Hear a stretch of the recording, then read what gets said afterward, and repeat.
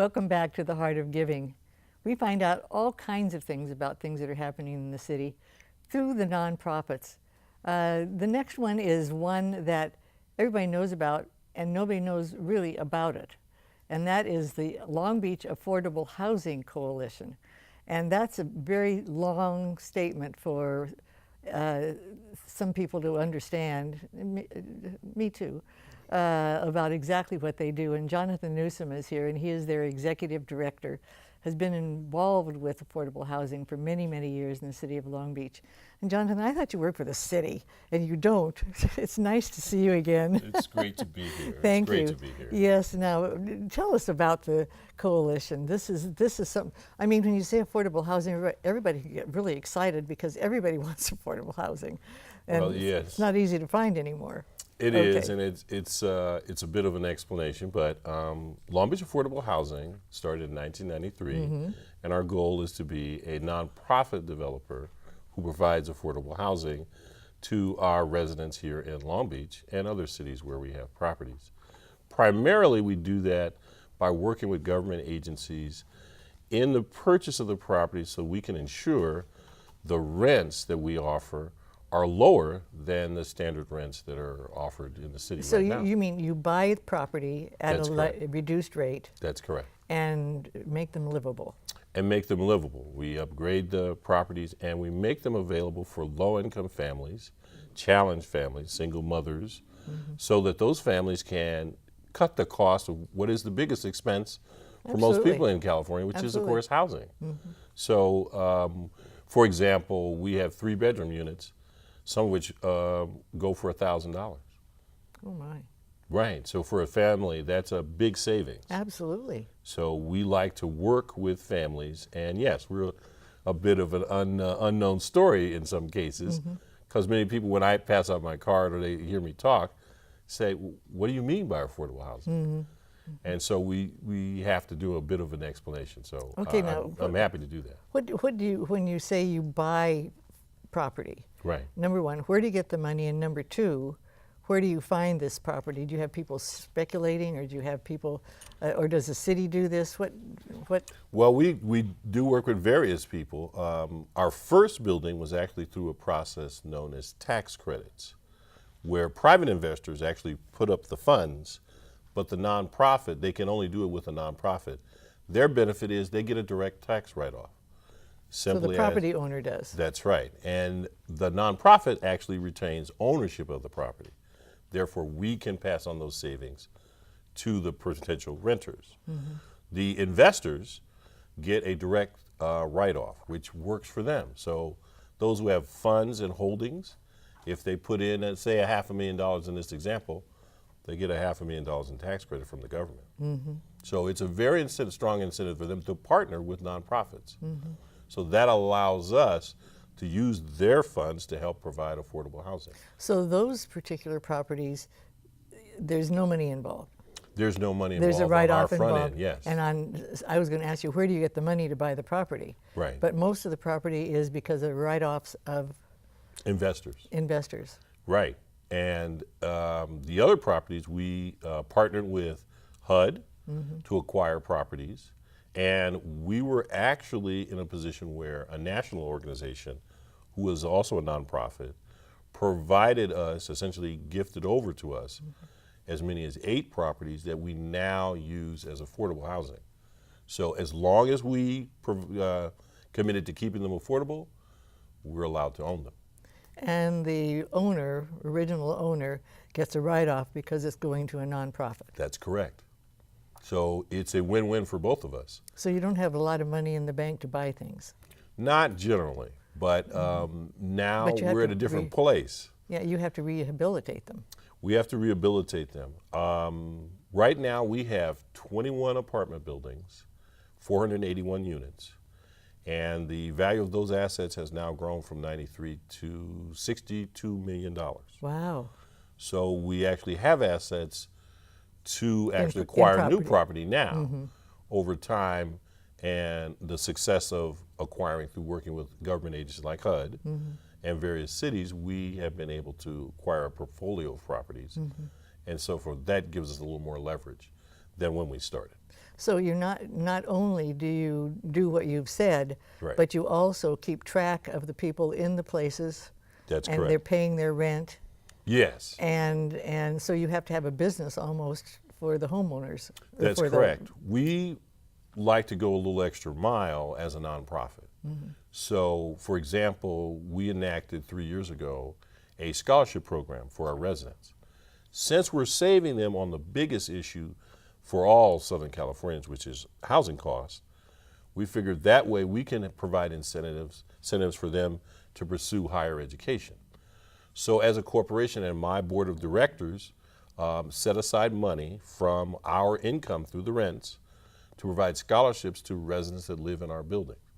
So last year we gave out 20 scholarships from $1,000 to $2,500, mostly to youth who are graduating from high school going to four-year universities at some of those Long Beach State. So we're very proud of that program. It's something that our board is very, very encouraging to our residents to pursue education because we're able to save them considerable money. So this is the kind of incentives that we're doing with people That's who work with wonderful. us. And some of the property, and you're always looking for properties. That is correct. And do you ever find them through the abandoned or the redevelopment areas from the city We're or from very government? interested. Yeah, as you're aware, redevelopment agencies got kind of changed around based Yeah, on oh the yeah. governor's It's gone. initiative gone, and they're essentially reconstituting them now. So yes, we're actually interested in working with the cities for properties they have to improve distressed properties and actually construct new housing if that's what the future holds for us. And So we're very how do you interested in that. qualify to be part of this? Basically, good we incentive? do, you're right, we do take folks based on their income, how much they make, and a range with the number of families, and we use essentially the HUD guidelines for the state. So a family of four can qualify easily for an apartment, a working family. So they simply have to contact us, and there's an application process that we do in-house. Do you have a waiting list? We do have a waiting list. I'm Some of our sure. buildings are pretty popular. We maintain some very nice buildings. So yeah, the building, our striving is to make sure our buildings look like, wow, that's affordable housing. That's what we want any resident to potentially look at. So we take pride in the buildings. Well, that's wonderful. And do you take references from other agencies, other organizations, the city, or Absolutely. and they send them to you? Yes, we work with the city's housing authority agency and different city departments. We work with a coalition of nonprofits. We're a nonprofit ourselves, so nonprofit partnership, for example, and other groups, we send out referrals of recent vacancies and if anyone's interested in housing. And our staff is constantly passing out their cards, letting people know. We have a pretty good story. See if we can help wonderful for story. And I'm always interested in how people can find out about all of this. The people that are listening, watching right now, if they wanted to say, "Hey, I got to look into this," what would they do? you. They can simply call our office. Your office Our is- office number is 562-595-6111. We'll say that again before the end. Okay, and we have a specialist named Fatima Romero who works with anyone who calls. So I encourage anyone to give us a call if they're interested or have questions. Are you developing new properties now? We're actually looking into that, and you would certainly like the fact that we're looking into doing more supportive housing. We have a number of veterans who are challenged here in the city, so we're interested in working with different state agencies to provide veteran housing.